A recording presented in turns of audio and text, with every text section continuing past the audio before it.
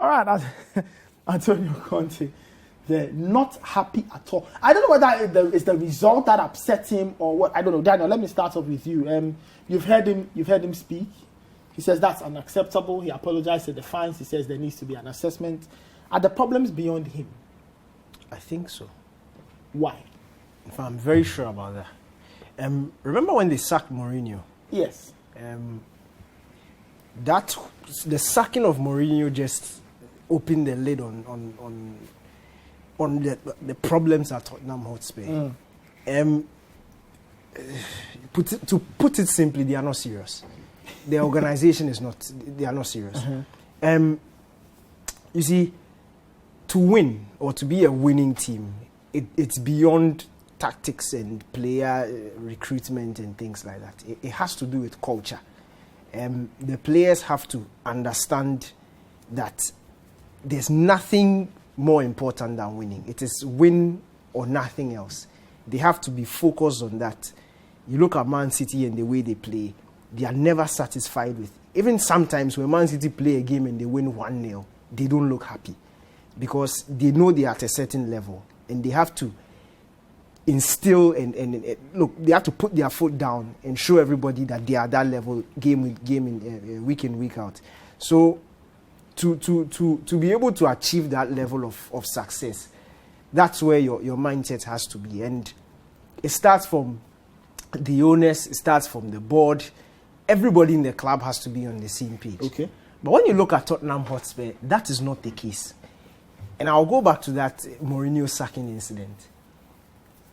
In fact, another thing that, just before I go to the Mourinho thing, and thankfully, the All or Nothing documentary was brought out by Amazon Prime. We all saw the inner dealings of Tottenham Hotspur.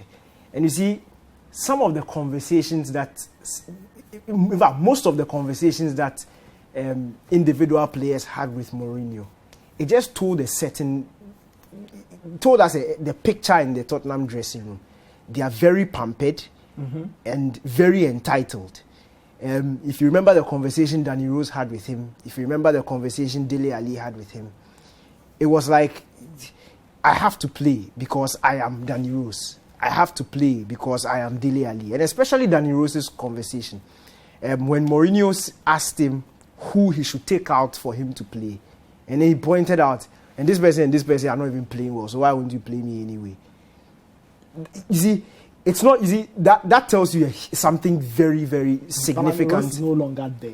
No, but you see, it's a court. It's something that we saw happening in the team, and I can bet you that Rose is not the only person with that mindset. Okay. You see, his case wasn't I am better or I'll work harder to deserve my place. His case is this person and this person have also shine. So why am I not being given an opportunity? Do you get it? And that is a problem. For a team to sack a manager like Jose Mourinho 6 days before a cup final, basically because the playing body does not like him. That was it. The playing body were complaining. The players don't like the manager. Take action. You brought in a manager because you believed in what he's done previously. Okay. You believed he could get you somewhere. You were a team that hasn't won a trophy since 2008. Yes. You are in a cup final. He has taken you to the cup final. If there's anything that Jose Mourinho can boast of, it's his prowess when it comes to winning competitions, winning trophies. You are 6 days before a cup final. And that is when you decide to give in to the players whining that they don't like a manager. So you sack him with no proper contingency plan. Bring in somebody who is in charge. Was he in charge of the under-23s or something? Bring him in to face Manchester City in the cup final, where you know you are going to lose because there's no way on earth. Have you forgotten the guy's name? Ryan Mason was going to beat Pep Guardiola in the cup final. That shows you the thinking of a club. They are just not serious. And you see, after Conte's first game, he made a serious pronouncement that this Tottenham team has a mentality problem. When he walks into the dressing room and he interacts with the players, and you see, the players are not motivated enough to leave. Okay. And that's why you look at somebody like Harry Kane, he did everything to leave the club because he could just tell that his thinking and his level of ambition does not sit well with the rest of the players. They are satisfied with where they are. They are satisfied with going in today, winning 4-0, going on Twitter, seeing that, oh, I'm trending, I did well, okay, fine, and that is good. Next week, he doesn't do well, he doesn't really care, he looks at the next game. That sort of attitude does not win you trophies. And you see, for Conte to make this pronouncement, we all know Antonio Conte. He's a win or nothing coach. And for him to almost give up, look, what he said was what he said. And we all know Conte. He's as frank as it comes. He was being very honest. And for him to make this pronouncement, he's just basically telling us that it is beyond me. It is beyond Mourinho. It is beyond Pep. It's beyond Klopp. They need to fix the club, the inside of the club. And it starts from the owners. It starts from the board. What haven't they given Conte? Seriously. They got him Bentancur. They bought him Kulusevski. They got rid of the players that he wanted to get rid of. But it's inside the bone marrow of the club. That culture. Okay, so you think that it's a cultural problem? It's a cultural problem. You see, we said something about Antonio made a telling statement about Manchester City, the accountability the players have for themselves. After games, Pep doesn't need to. After they lost against Tottenham Hotspur, I can bet you. You see, the All or Nothing documentary was done on Man City before it was done on Tottenham Hotspur. We saw a game, I think it was the FA Cup game where they went to Wigan and they lost. The post-match, when they went into the dressing room, it was company who started screaming at them, David Silva and co. And even the players, somebody like Kawalker, who got the red card, he put his hand up and he admitted that he had made a mistake. That is accountability. But for Tottenham, they don't have that. They are just too pampered. And Sydney, they are not going to win anything if they don't change the inner workings. Your thoughts on this?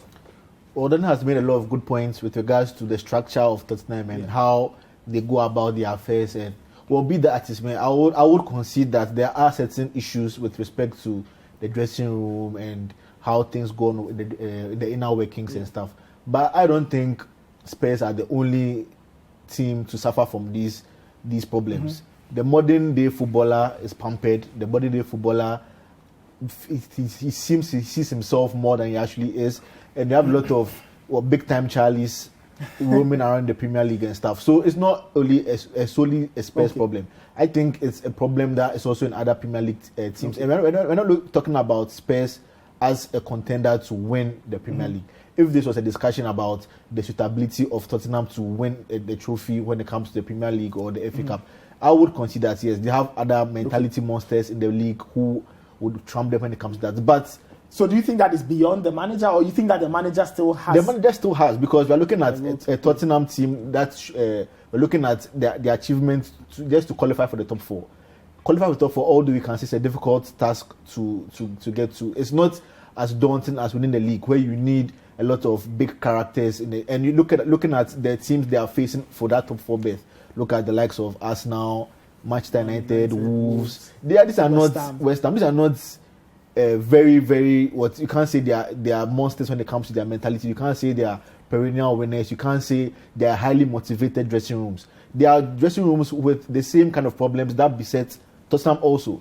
So I would say that with respect to doing better and qualifying for the Premier League, for the top four, the manager has to do better, because he was brought. We saw when he came in, we saw they had an initial lease of life. They got very good results, and we have seen that they can do better than what we saw against Burnley. They are a bit inconsistent, as are Arsenal, as are United, as Wolves are not as inconsistent. But I think Tottenham, when it comes to their playing body, they have better players than Wolves do have, and West Ham are also quite inconsistent. So if you look at the teams they are facing off against, although there are very serious deep-rooted problems within the club, I don't think moving forward and doing better with respect to this season and finishing a better position has to do with those issues. Those issues can come in later, but I think Antonio Conte has to do better, has to do more to get the best out of his players. I mean, you have Harry Kane, you have Heung-min-son, you have Lucas Moura. You asked for Kulusevski, he was bought in for you. Bentancur has been bought in for you. You have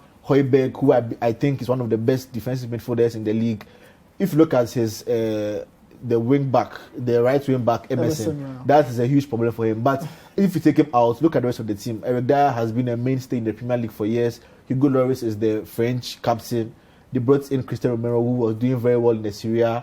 Ben Davies has been doing well in that third man spot in the defense. And if you look at some other guys like Sanchez, these are players who they are good enough. Although you can't say they are world beaters, Okay. you can't say they are extremely good. They are good enough to be able to at least maintain or sustain an impressive charge to get your top 4 position. So there are deep problems to Tottenham, no doubt about that. But Conte has to do more to get, as he did with Chelsea, with the likes of David Luiz, putting Victor Moses at the wing back, finding inventive ways of getting the best way out of your players. I think he can look at this, and he himself said after the game with Man City, he said this is one of the best crop of players he has worked with. He did say that himself. Right. So just because they have lost the next game, that doesn't mean you should just forget after waxing lyrical about them and not come and say that no, you can't eat your cake and have it. You have said this, so you should also try and get the best out of them. And I think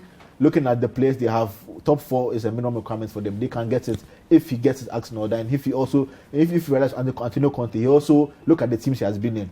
After some time, he just throws his toys out of the pram and starts whining. And you look at what happened at Inter Milan and Chelsea and stuff. Yeah, so you should also look at himself and see how he can get the best out of the players. Okay, Tottenham Hotspur fans, the debate can continue wherever you are. Do you think the problems are beyond the manager? What can the manager do? Do you think the players are poor? Is it a mindset problem? Does Spurs need a cultural reset? I don't know. You can answer for yourself if you're a Spurs fan or even like an observer of the Premier League. We'll take another quick break. When we come back, a few of your messages on board, and then we get into the part that I like so much, the FPL zone, the learning zone, where you learn to fix your teams and all of that. We'll be right back. Don't go anywhere.